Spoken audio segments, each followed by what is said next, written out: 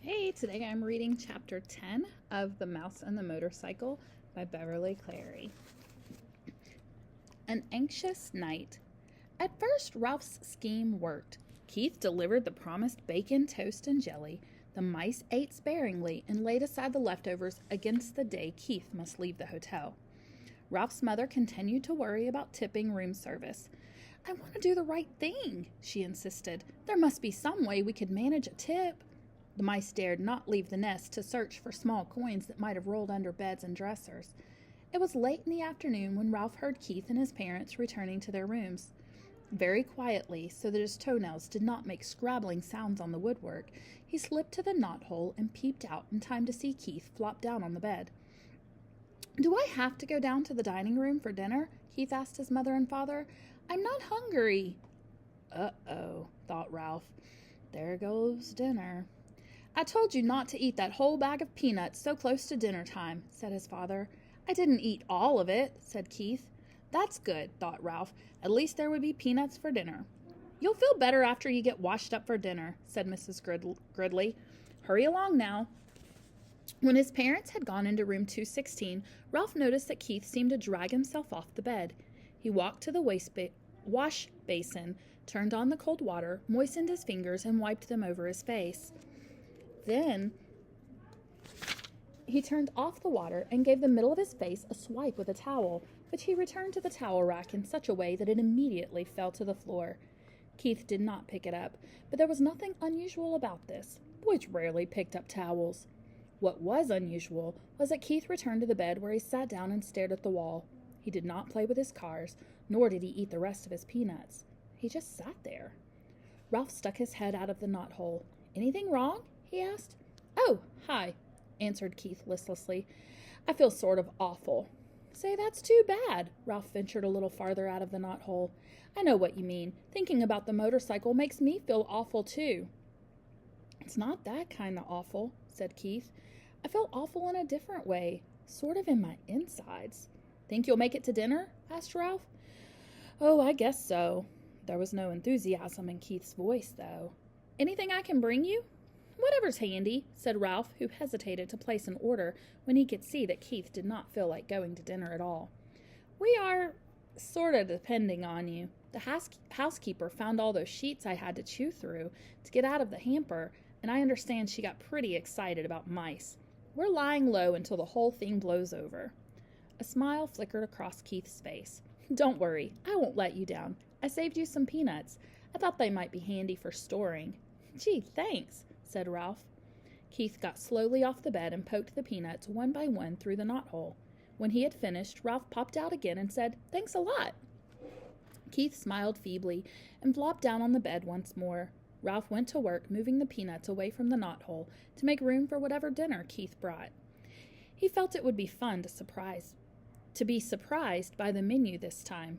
It was something of a shock to find that dinner, which was stuffed through the knothole much earlier than Ralph expected, consisted of a couple of broken soda crackers.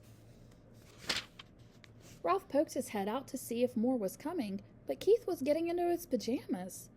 Aren't you going to bed pretty early? Asked Ralph, realizing he had not heard Keith's parents come in. I felt so awful I couldn't eat, so they told me I'd better come up and go to bed.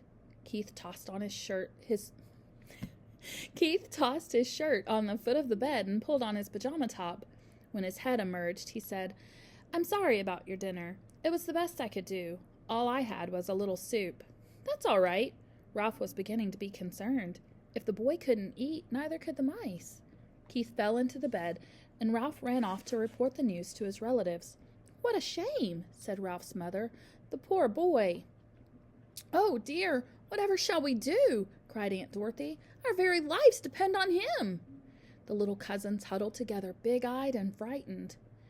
Yes, what about us? Asked Uncle Lester. How are we going to manage if he doesn't bring us our meals? It isn't safe for us to go out pilfering when the housekeeper has declared war on mice. I knew it was a mistake to depend on people, said Aunt Sissy. We'll manage somehow. We always have. Ralph's mother was trying to be brave, but Ralph could see how worried she was. After all, he did bring us a supply of peanuts. We should be grateful for that.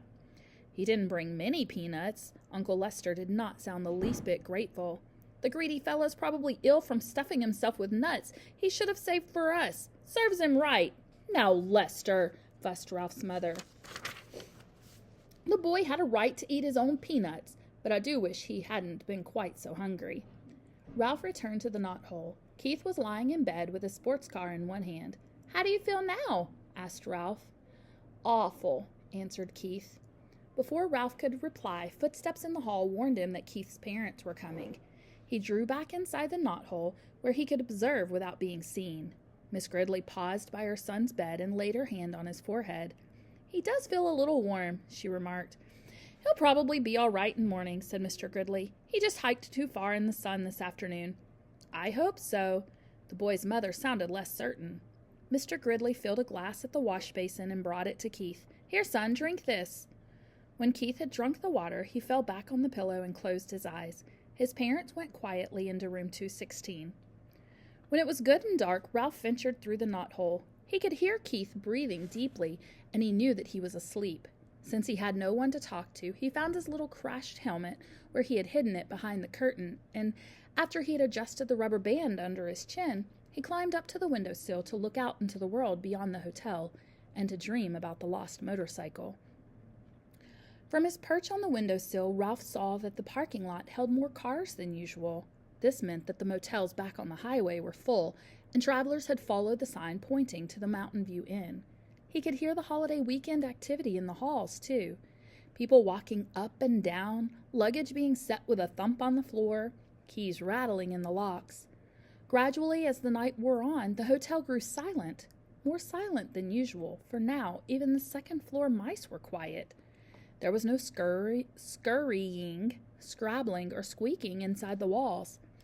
In the silence, Keith tossed in his sleep and mumbled something that sounded like motorcycle. In a moment, his mother slipped through the doorway, pulling her robe over her nightgown. Ralph hid behind the curtain, peeping out just enough to see what was going to happen.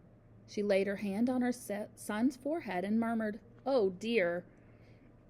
Almost at once, she was joined by Keith's father, who was tying the belt to his bathrobe. "What's the trouble?" he asked.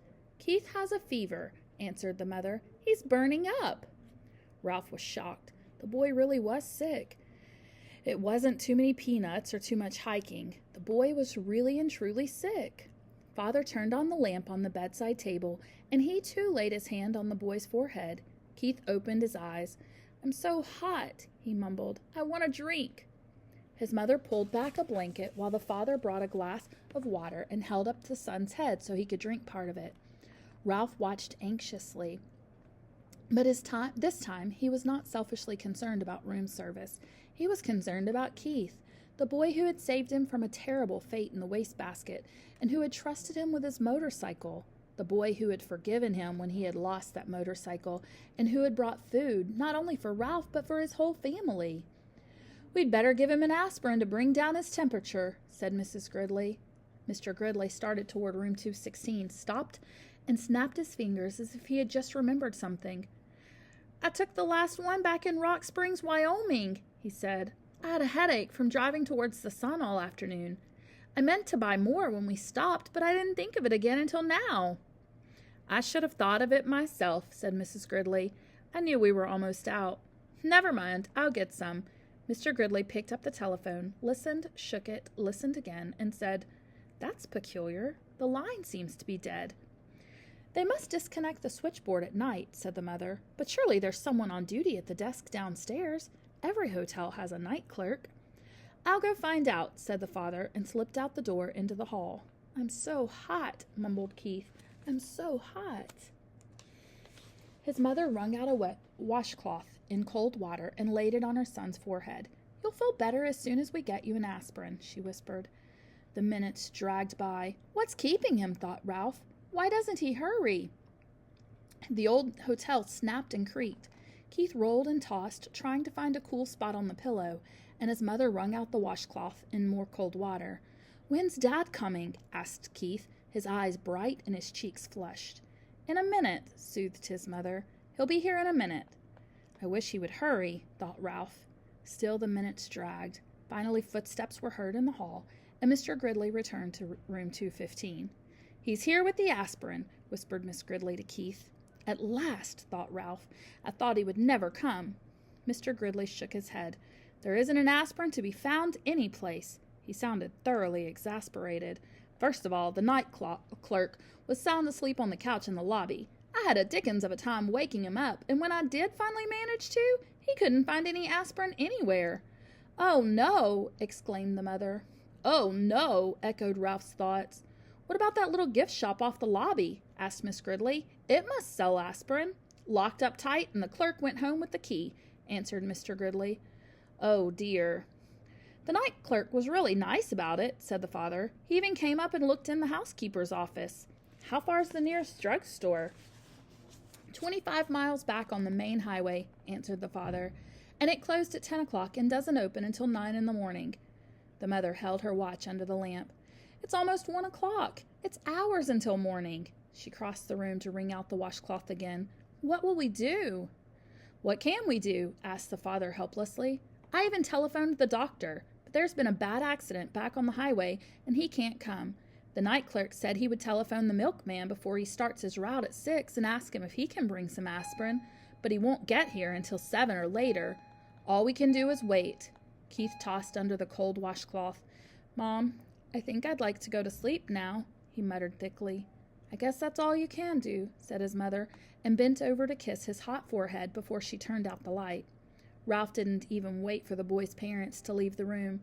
As soon as the light was out, he leaped silently to the carpet, and by the time they had gone through the doorway into room 216, he had hidden his little crash helmet behind the curtain and was halfway through the knothole. Somewhere, someplace in that hotel, there must be an aspirin tablet, and Ralph was going to find it. He only wished he had the motorcycle so he could travel faster.